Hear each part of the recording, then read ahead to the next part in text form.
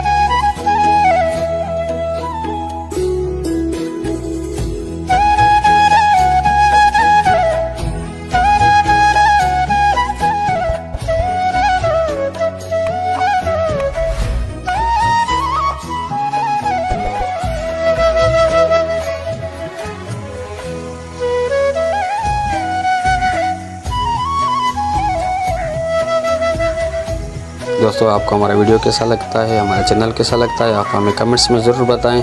आपकी राय हमारे लिए बहुत ख़ास होती है और हमारे चैनल को सब्सक्राइब करना ना भूलना। अस्सलामु अलैकुम।